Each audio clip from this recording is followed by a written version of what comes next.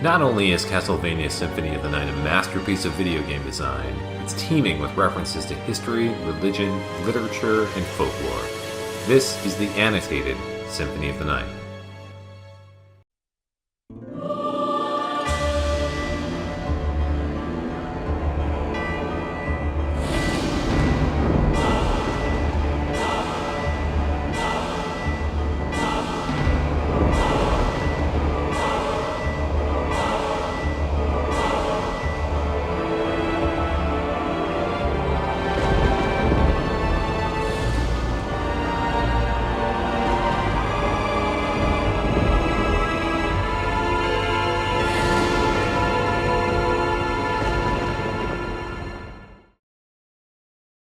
No. What have I done? Thank you, Alucard, for saving Richter. Alucard? The same Alucard who fought alongside my ancestor, Trevor Belmont? That was over 300 years ago. No time for small talk. Is the person who controlled you in that castle over there? Yes, I think so. Maria, take Richter and leave here. I'll finish this. All right. Good luck.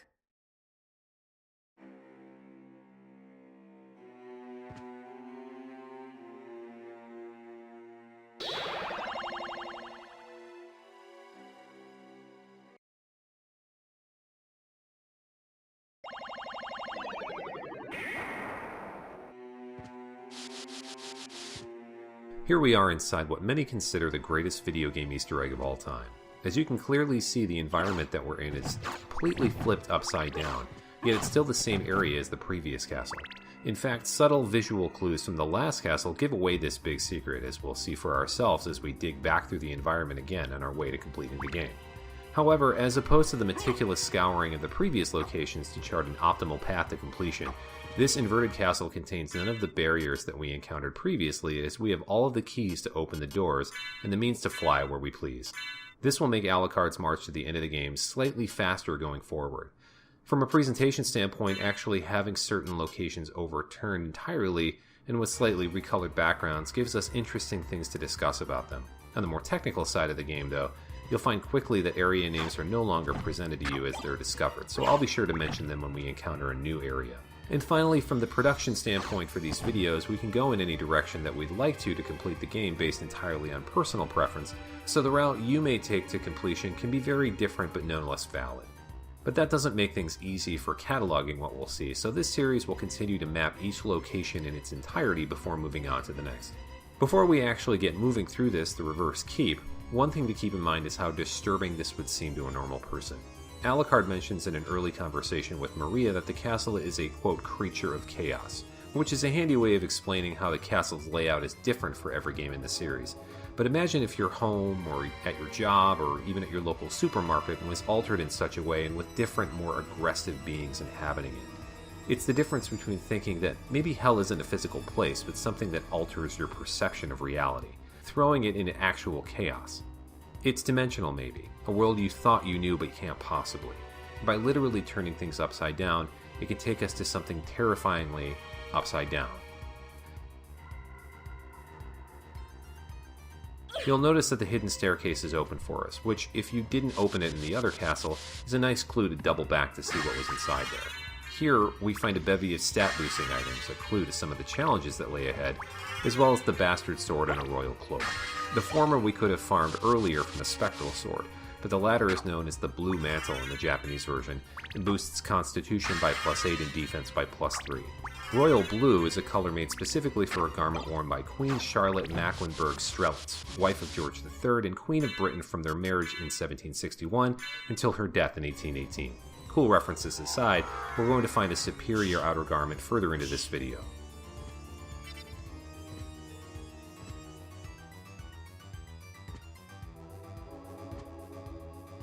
Down this way is maybe my favorite literary reference in the game, the enemy Yorick.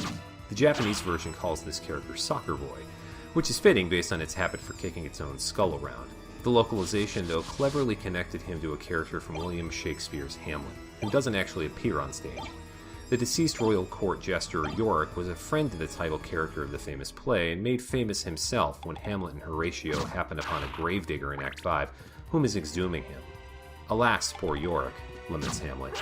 "I knew him, Horatio, a fellow of infinite jest of most excellent fancy."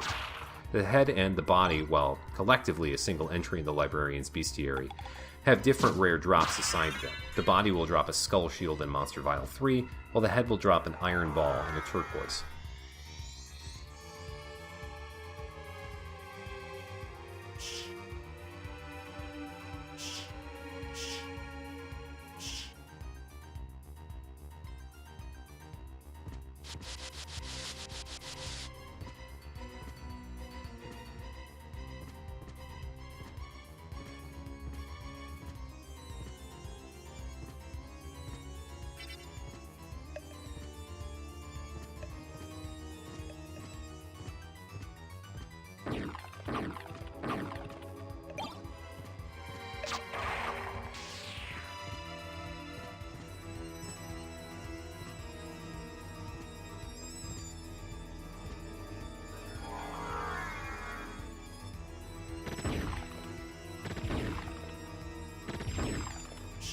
Here is the fascinating Sword of Dawn.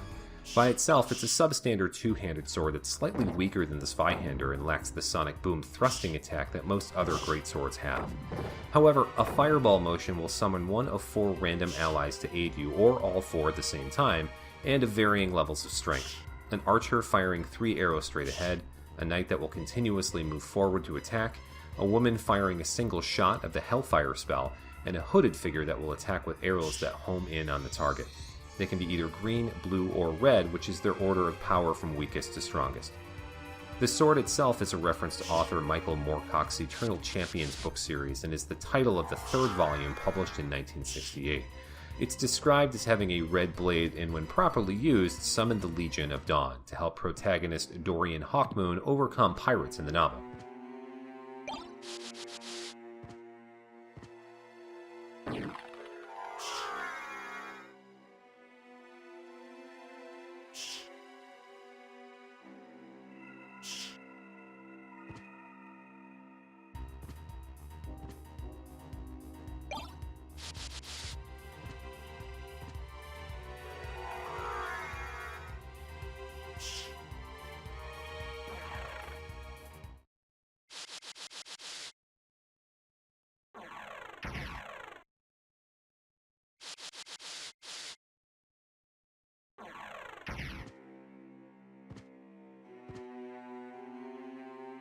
These tombstones, known as simply graves in the Japanese version, originated in Rondo of Blood. Their defense against cut damage is very high and are immune to petrification. They'll drop some green tea as well as a katana. These are single-bladed swords originating from Japan and are usually but not always curved. While swords were generally used in the region since before the year 900, the use of the word katana or gatana to refer to long swords didn't begin until the Kamakura period, which began around 1185. In the game, this weapon is listed as an unsigned katana, which takes into account the Japanese folk legends connecting the strengths of swords to whomever forged them. It's a two-handed sword with plus 32 attack and will deliver a multi-slash attack with fireball motion. We'll actually find one for ourselves a little bit later.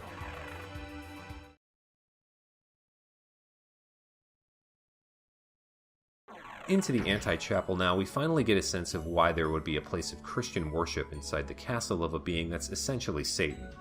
Notice that now that the castle is inverted, so too is the iconography in the backgrounds, which extends to many of the crosses found here. Originally, an upside-down cross was a reference to the apostle Simon Peter, whom, when crucified for his faith, supposedly requested to be martyred this way as he felt unworthy to die in the same manner as Jesus of Nazareth. However, over time, the inverted cross has been adopted as a Satanist and anti-Christian symbol, and often, by extension, appears as such in popular culture. This whole place, then, should be seen as blasphemous against a Christian god, right down to its name, which is a clever play on the word antechapel, which is a room outside of the nave of any run-of-the-mill church.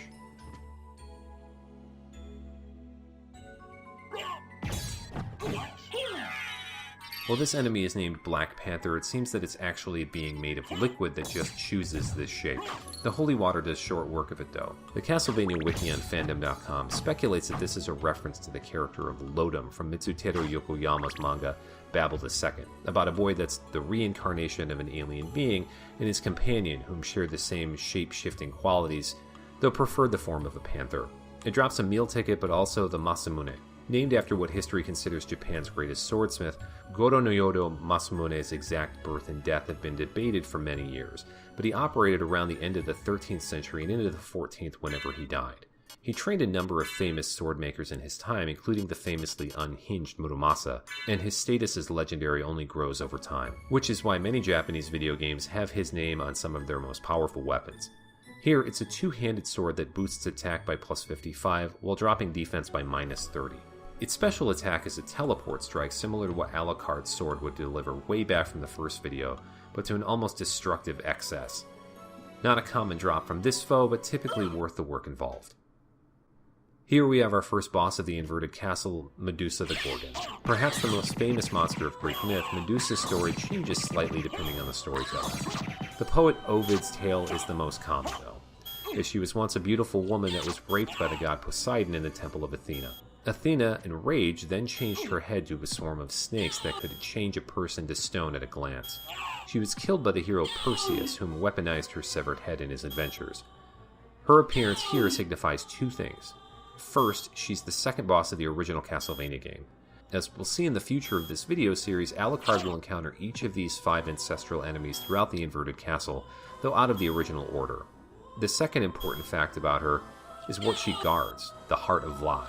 Not only is it a handy relic that makes Alucard immune to curse status going forward, it's also a reference to the MacGuffins found in Castlevania II Simon's Quest for the NES. And now our mission through this upside-down world is set. We need to hunt down the original 5 bosses to recover the 5 pieces of Dracula, which, like Simon before him, will lead Alucard to the final showdown.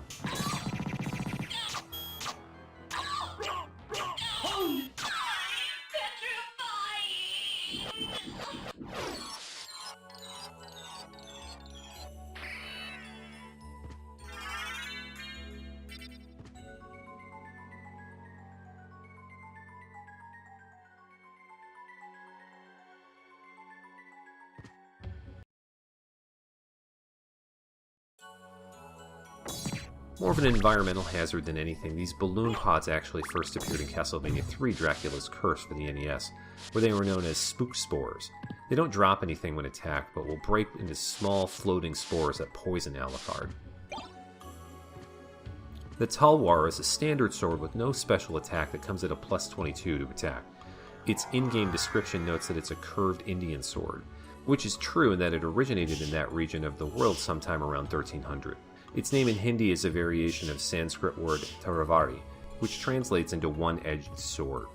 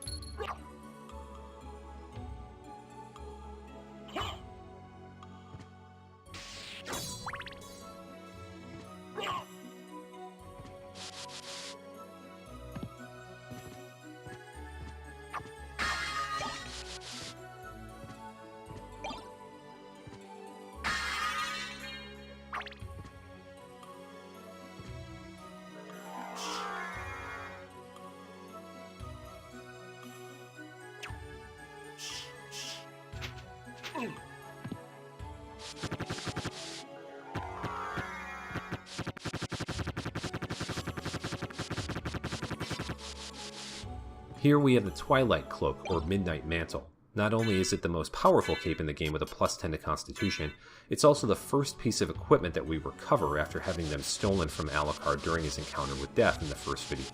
During the Double Fine Devs Play video series, producer Koji Igarashi mentions that the team intentionally placed them in the second castle as a design decision. Knowing that the vast majority of players would get the bad ending on their first playthrough, thinking back to the early game equipment was a means of enticing players to explore the further reaches of the castle.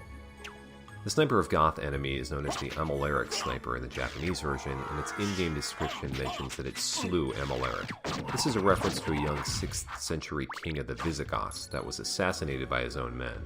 Further games in the series mention this enemy as a fallen angel, referring to angels that sided with Lucifer during his rebellion against God, which fits a little more neatly into its appearance here in the inverted castle. As one might expect then, it's one of the few wholly elemental enemies in the game, and is weak to dark weapons. It will unsurprisingly drop a magic missile, and the brilliant mail or shining breastplate. This armor adds plus 12 to defense and plus 1 to intelligence, and adds plus 10 to attack for sub-weapons. There's a counterpart dark armor we'll find later that gives similar boosts to magical attacks, both of which harken back to what I mentioned in the last video about the designer's original divide between holy sub-weapons and unholy magic.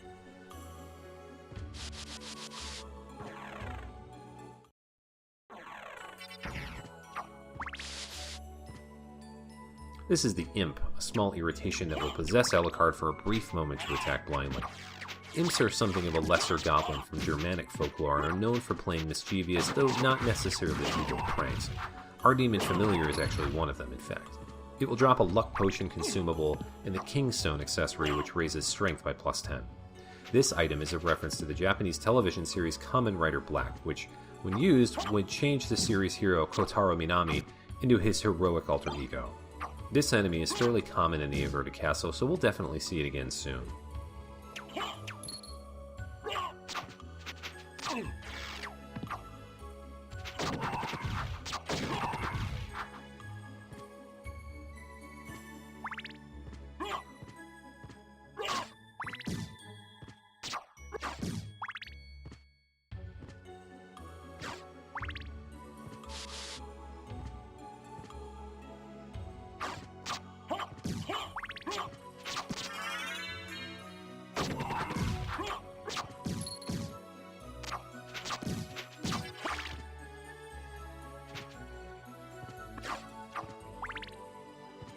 This is the strongest of the 3 spectral sword enemies in the game, which has evolved into a more phalanx-like defensive posture. It drops 2 very interesting weapons. First is the Moblong sword, which has a plus 39 to attack and plus 2 to defense. It's notable for being not only one of the stronger one-handed swords in the game, but also that it acts as a replacement for the mighty shield rod weapon found in the Colosseum. Though at the loss of the Gradius-like projectile shields that the rod could spawn, the Moblong can summon magical shield abilities and offers much more powerful base attack. Its name is a reference to, surprise, J.R.R. Tolkien's Legendarium, as he was a Sindarin elf and a contemporary of the famous human Beren, whom hunted the Great Wolf and eventually married the elfin Luthien. It was also the name of one of Faramir's rangers that appeared in The Lord of the Rings. In Japan, this weapon is known as Lemuria, which is both a reference to an ancient Roman festival where people would perform rites to exorcise malevolent spirits, and a hypothetical lost continent that sunk into the Indian and Pacific Oceans millennia ago, not unlike Atlantis. While scientists have come to conclude that no such sunken continent exists in that region, it's become a favorite location for occult and science fiction writers over the years, like those of the works of Conan the Barbarian creator Robert E. Howard. The second notable weapon drop in this enemy is the Gurthang, known as the Dainsleff in the Japanese version. Its normal use as a basic one-handed weapon grants plus 25 to attack and plus 1 to defense. However, a quarter-circle fireball motion is a special attack that has a flash of the Dark Metamorphosis spell, which will heal Alucard slightly when attacking an enemy that emits blood, and will nearly double the attack to plus 40 in this case. The Bloodstone item that we found in the Catacomb will double the healing gain if they are both equipped for this secret move, but actually casting Dark Metamorphosis will also double the attack power of the normal strike, making it a fairly useful weapon for the magically inclined. Its name in the North American version is a reference to a Tolkien weapon of the First Age named Anglakel that was reforged into Gurthang and ultimately used by the hero of men, Turin, though the weapon eventually took on not only a perceived malice unto itself, but also something of a personality as it conversed with Turin upon his death. In Japan, the Dainsleff, or Dainsleff, was a sword from Norse mythology wielded by King Hogni, and forged by dwarves to always take a man's life once removed from its scabbard, causing wounds that will never heal, a story similar to that of the Muramasa. Notable also is that the shields and spears that attack and defend for this and all spectral swords not only drop items, the Knight Shield and Javelin respectively here, but also grant 1 experience point per kill.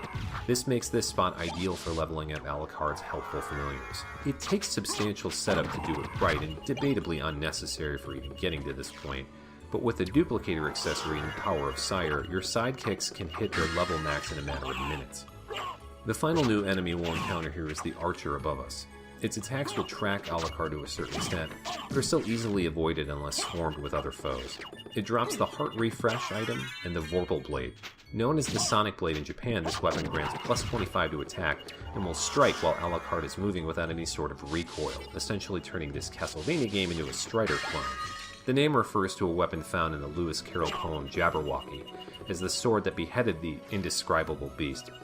It's often used in popular culture and fiction thereafter as an extremely sharp weapon that can quickly dispatch foes, which makes sense given its use here. We'll find something similar but far more powerful later on in our travels.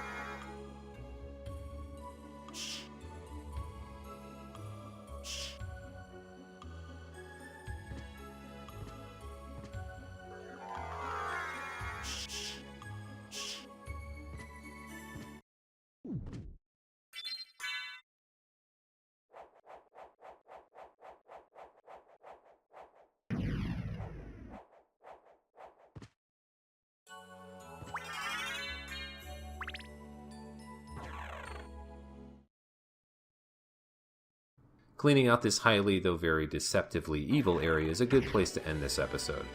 Join us next time as we run into a few powerful old foes. See you then.